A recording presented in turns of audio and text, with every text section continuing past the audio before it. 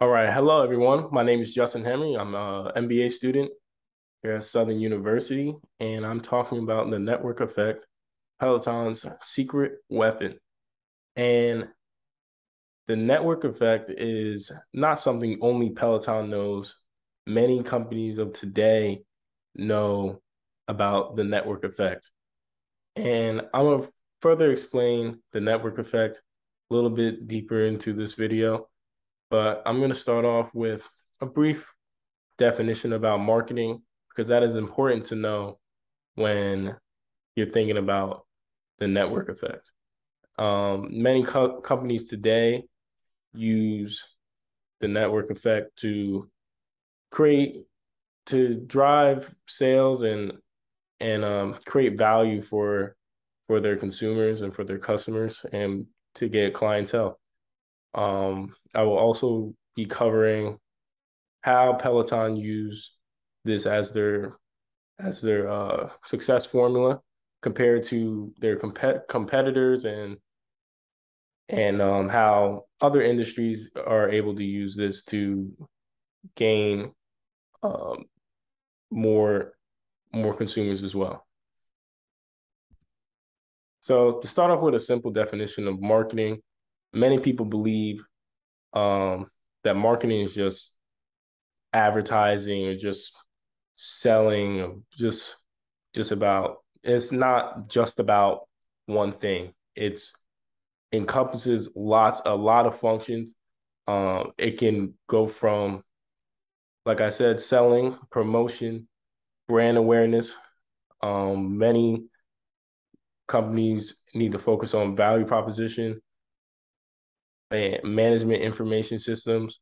So marketing covers a um, lot of details that many people don't think about. Many people just think about the billboards and just email marketing. And there's a lot that goes into it, a lot of analysis, a lot of research.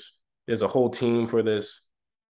And it's all about solving, to me, I believe is about solving a problem for your target audience. And what solving that problem does is, or not what it does, what it what it's going to create is value for the consumer to continue to come back and and yeah, continue to come back to the company and use your product or service over and over again and lead hopefully lead to uh more people just by word of mouth, spreading it with their own platforms themselves. Anything is possible today. So that's why marketing is very, very important um, for companies to focus on, but not too much because marketing can get costly. You can do partnerships. You can do, um, yeah, you can do partnerships with celebrities. You can do partnerships with, these influencers, and that all costs money. And, depending on how big their platform is, um, it comes with a cost. But that's not what it's all about. It's all about trying to solve a problem, how you can retain these consumers over and over again, and how to get new ones without losing a lot of the ones that you have. So the network effect. The network effect is basically when when there is a user using your product or service, that's what you want this. And it's not all about just how profitable the business is. The profitability of the business is how many people are using that product or service. And Peloton used that very greatly to their advantage. Um, so in this case, the direct network effects are um, are directly only it's only one sided. It's basically when there's a new user, there that is what creates the value of the product and the service. But with indirect network effects, there are two sides of it. Just like I said, below that, two-sided network effects. Direct network effects is also known as same-sided network effects. But in indirect network effects, there is a buyer and there's a seller. So something like eBay or Uber, Lyft, anything where there's a platform that has buyers and sellers that like Shopify, that the more buyers that you get doesn't help the platform grow, because you still need more sellers. But when sellers see that there's more buyers, they want to go on that platform. And when there's more sellers, the cycle continues. There will most likely be more buyers. And many companies are using this today, especially after the pandemic, because since we were all home, we were all online, all digital, and many of us had to connect this way through community. And this is why I chose my background like this, is to show the connection that what happens when you have the network effect and how it works well, and how you can grow, how quickly it can grow. So one of the questions the case study asked when they discussed Peloton's success and their use of the network effect is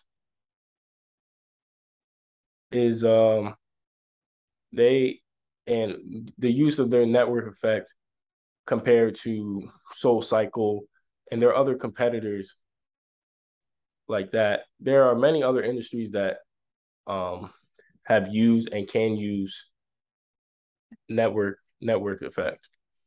So the food delivery industry, you have e-commerce, you have the digital streaming industry, and probably most importantly is the social media industry, and how that can tie in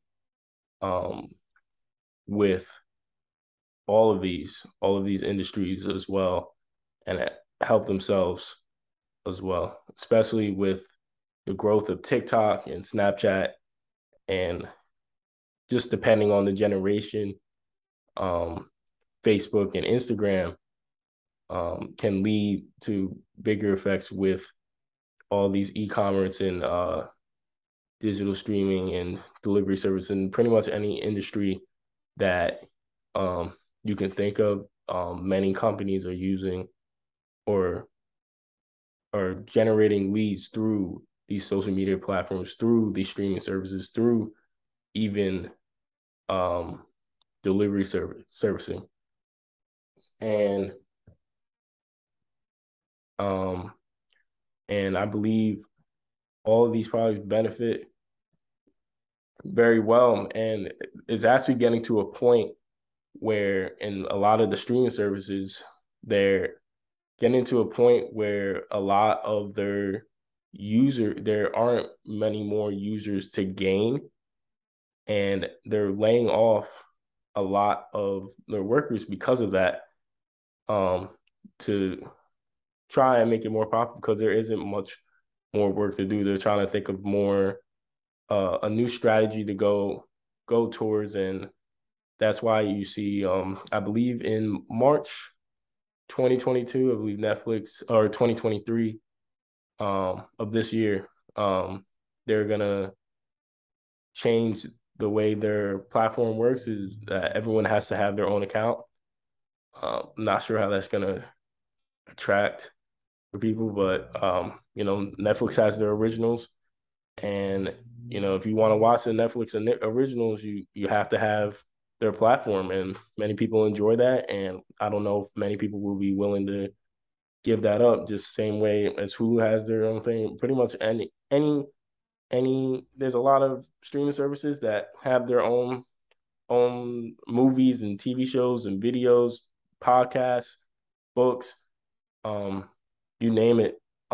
They if you want to use those originals, you have to be on their platform. Um, and that goes even with gaming. The game is getting very big. Is a very big industry right now. They have their own games, and if you want to use their gaming network, you want to play those games, those specific games, you have to buy that console for that specific game.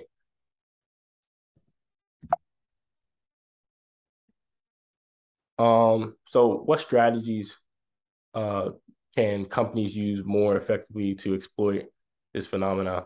And this further goes into the first question that was attached to it. And what I saw um, I felt worked best was the first mover advantage. And this is what Peloton did. And they took complete advantage of the pandemic and used it to the best of their ability because they saw something that hasn't happened before in this generation and something new. This is what we call a disruptive technology, something that can change the way the industry is, and it has. Um, it's a first mover advantage. Basically, they're the early adopter, and they take full advantage of their environment and what's going on, and they try to get as big of a market share as possible because it's much easier to grow the market share first than to try and catch up, and that's what SoulCycle is trying to do, and many other of their competitors. Um, and this goes with, and also with the lock-in effect, they're using this as well. Like I said before, you or prior, you've um, they make you want to feel like that you can't switch to another platform or another product or another service because you have to learn the whole process all over again, learn how to use it, um, and it makes it difficult to change. And then increasing economies of scale and supply and demand. Like I said before, again, um, with the games and streaming services, there are exclusive content. And when there's exclusive content, that increases supply to only them. So, and when there's a high demand for it, and you go for it, that's how you increase the demand for it, and because it's only with your product or service. And this is just showing an example of eBay during the pandemic. Um, they had an increase of active buyers because there are plenty of sellers during this time of year. If you can remember how the pandemic went, people had to make money, and eBay was the way to go. And what strategic factors might have contributed to Peloton's greater success? Like I said before, they used the first mover advantage very well. They took advantage of the environment, and it was just very hard for SoulCycle to catch up.